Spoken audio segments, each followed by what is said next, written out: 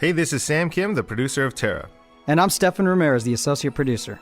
We're excited today to provide a brief highlight of the demo we gave to community and press at PAX 2010. What you're about to see is an exclusive look at a new, updated build filled with content, improvements, and polish.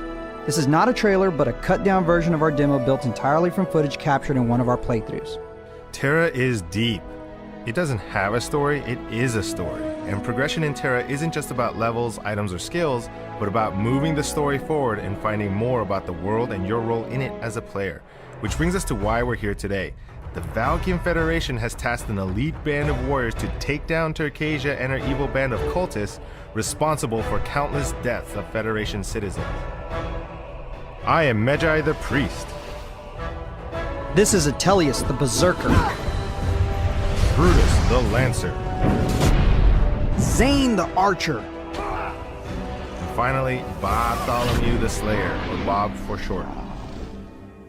To recap on the adventure thus far, the Valkyrian Federation called us to investigate any potential threats on the island of Dawn. There we found clues of a secret and dangerous cultist organization leading to the smuggler's hideout. There, the party encountered the Rock Monster, where Brutus protected everyone with his shield. After defeating the Rock Monster, the party found clues of the cultists leading us to the excavation site. The Federation awarded us with mounts and skills plus material for crafting. I chose weapon crafting, Bob chose butterfly gathering.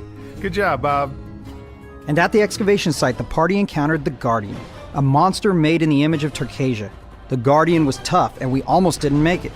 Bob died 4 or 5 times, people were flying all over the place, and even Brutus went down.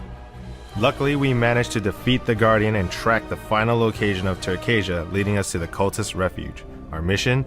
To take out Turkasia. We start things off by joining up with some mercenaries. Their help is welcome, as they'll definitely be necessary for the encounters to come. Our first arena demonstrates how the environment can be just as tough as the enemy. Spikes shoot through the floor, drawing blood and knocking us down.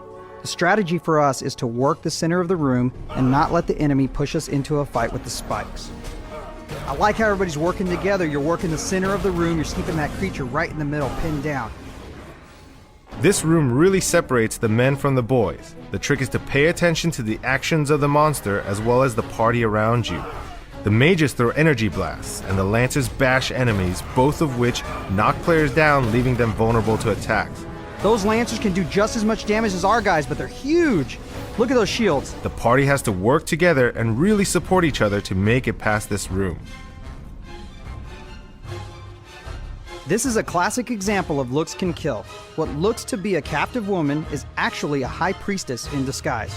She will use a variety of attacks that we need to watch out for. So some of these enemies actually have the ability to knock down the player, leaving them vulnerable to attacks. And there's a knockdown. Her scepter will swirl around with a purple streak right before she blasts ice at you. We need to avoid this and take up position behind her or to the sides to attack while avoiding damage. This is an Argon army destroyer.